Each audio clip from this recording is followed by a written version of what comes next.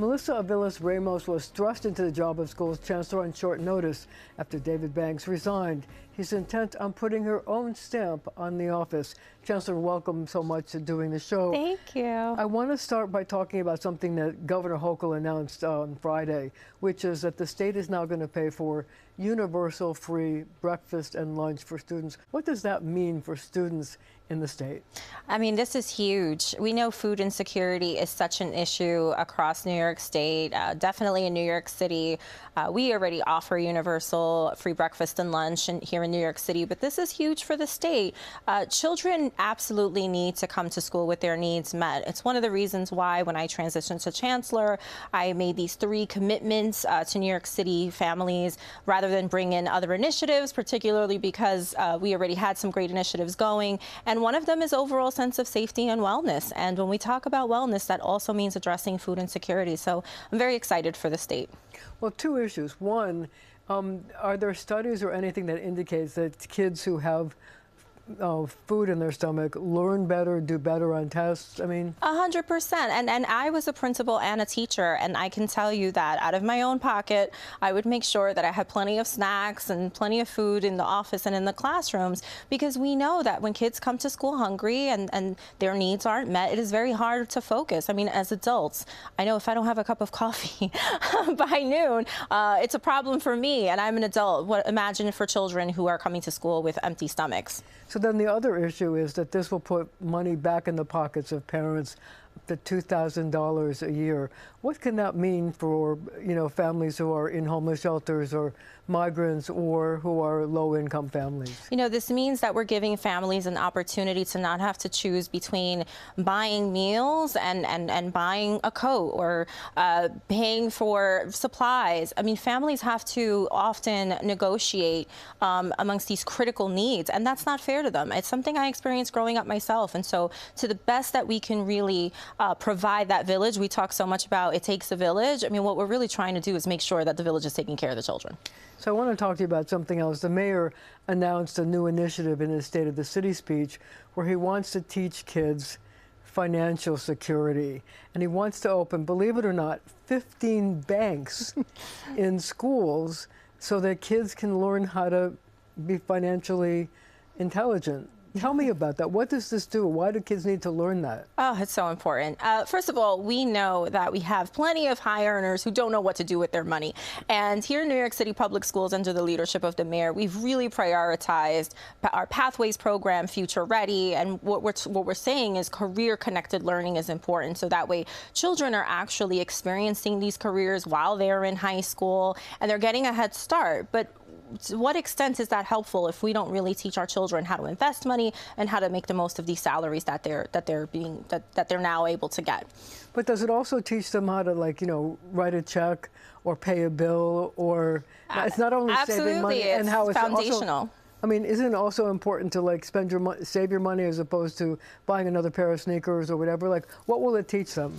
Well, it's all encompassing, right? It's how to invest, how to save, but also how to make smart purchases. And as you mentioned, how do we defer some of this immediate gratification and think about the future? And those are the things that a holistic approach to financial literacy really entails. I guess you wonder how come we haven't done it before. Well, I think we've done things in small pockets. This is not new to the system. There are schools that have done this before. I know my school has, my former school did some work in this area. But what's different about this is that we're prioritizing it as a city, and we're giving all schools the resources to be able to do this in a bigger scale. So let's talk about another thing that's sort of a hanging chat, and that's cell phones and whether they should be banned from the classrooms. I'm wondering where we are on this in terms of a cell phone ban in New York City schools. I'm so glad you brought that up. It's one of my favorite things to talk about. So as a principal, I actually collected cell phones from my students. And I have to tell you, instructional time was absolutely sacred because we collected them. That being said, the mayor and I are in lockstep on this. It's not that we don't agree with cell phones not being in classrooms. We absolutely don't think they should be in classrooms. But what we want to make sure is that that journey from great idea to implementation is a solid one. on. And we have around 1,600 schools in New York City, and every school looks very, very different. We have some schools with 200 kids, some with 400 kids, some with 6,000 kids. Wow. So we need to make sure that the rollout is really sound. And what I will say, Marcia, and I said this to someone recently, you know, if we're doing this to protect instructional time, game changer. But if we don't pay attention simultaneously to another issue, which is mental health, then taking cell phones from 8 to 3 isn't going to solve that, because the cell phones are an instrument for students to express anger, frustration, depression, isolation. And so we need to couple this with mental health support. It's kind of like giving someone with chronic migraines an Advil every single day. At what point don't you say, well, why do they have chronic migraines, right? We need to get to the root of the problem. So if a mandate comes down, sure, we're going to do what we always do. We comply, but we want to make sure the rollout is sound, and we want to make sure we're paying attention to mental health as well. So I know that a number of parents are concerned about it because they think that if there's any kind of a terrorist attack, or they want to be able to get in touch with their students. How do you deal with the parents' concerns about the ability to get in touch with their kids and make sure they're okay? And that's one of the reasons why Mayor Adams and I feel so strongly about using this year as engagement. We're also doing an assessment on the schools. How well are the family communication plans? My own daughter goes to New York City Public School. I want to make sure I can get in touch with her if there's an emergency, right? So we need to make sure that the schools are equipped. We do have, you know, our Gamma system where you can send out mass messages to families and keep them posted. But we need to make sure that that's super, super tight so families feel comfortable with the children's cell phones collected. So the other issue, I think, is when you collect them, where do you put them? I mean, I suppose it's a lot easier with a school with 200 students to put it, to have a system for doing it, but 6,000 students, like, how do you collect them and where do you put them? Yeah, so that's, again, that's also part of the engagement process. So in my case, I had around 400 kids and I actually collected them. And shortly before COVID, I was planning on moving to the pouches where you can keep them on your person, but you can only unlock them with magnets, right? And so there's so many different models. Some people hang them at the front of the classroom, and we're collecting those best practices so we can say, hey, principals and teachers, what works best for your school community? But these are the models that exist. And schools themselves, we have about 500 schools that just on their own said, you know what, we're going to do this. We have a chancellor's regulation that supports with it. You go through the school leadership team. It's not new to us. We just want to make sure that if we're saying you all have to do it, we do it the right way.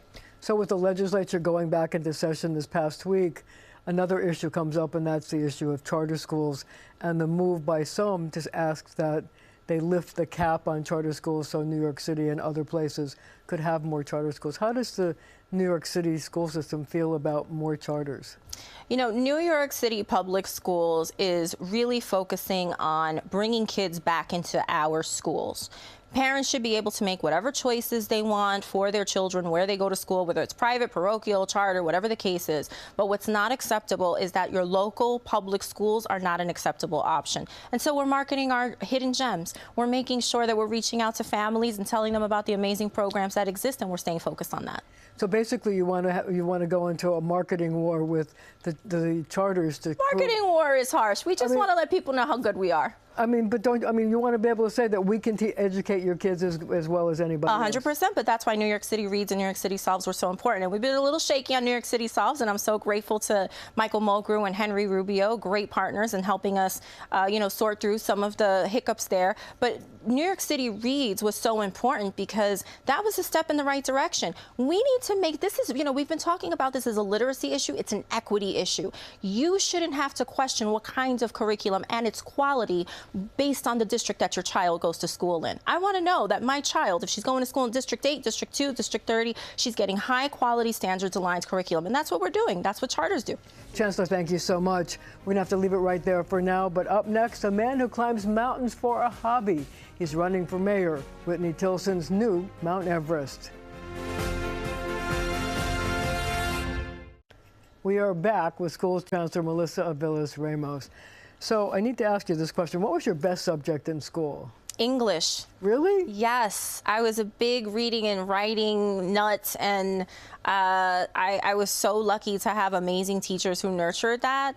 But in thinking about the educational experience for our children, I would label myself as a non-math person, and I make sure that I'm intentional when I speak to children. I say, don't say you're not a math person. We learn math. We're not born with this. So what was your worst subject? Math. I knew that was coming.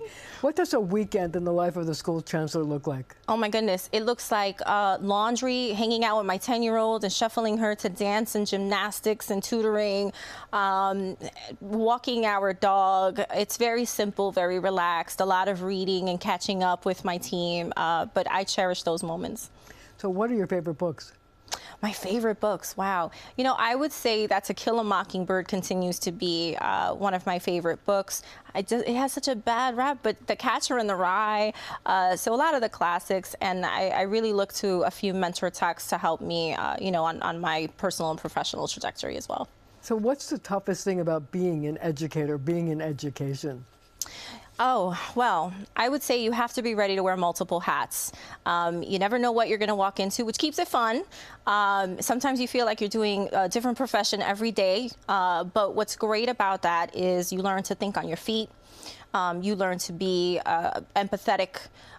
You really learn to understand the challenges that children and staff bring into the buildings every single day. And I think if you lean into that, it makes you a much better person.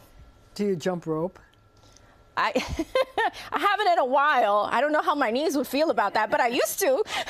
I'm a Bronx girl, so you know the double dutching was real. Do you have a secret talent? A secret talent. I guess it won't be a secret after this, but I actually was trained to sing. It doesn't mean I do it fantastically, but I'm trained. Really? Mm-hmm. What's your favorite thing to sing? You know that. Do you sing in the shower? Not these days, but yes, I am trained to sing. What's the tastiest thing on a school lunch menu?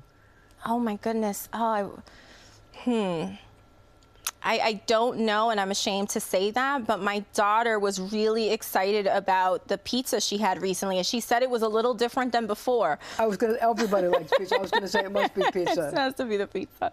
Are you a morning person or a night owl? Oh, I'm a morning person. How would your friends, your best friends, describe you in a few words? Funny, loyal, strategic.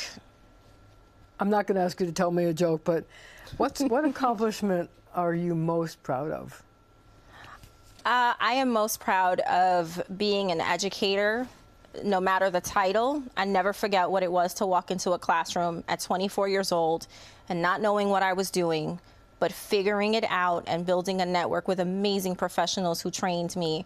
And when you carry that with you, you stay humble and you never forget what it's like on the ground. And so you feel that that gives you the opportunity and the ability to relate to everybody that you deal with, from the teacher in the classroom to the principal to the superintendent. To the custodian, to the school safety agents, to the cafeteria workers. We all have to work together in service of children. I'll never forget that. Chancellor, thank you so much for joining me. Thank you. And thank you at home for joining us as well.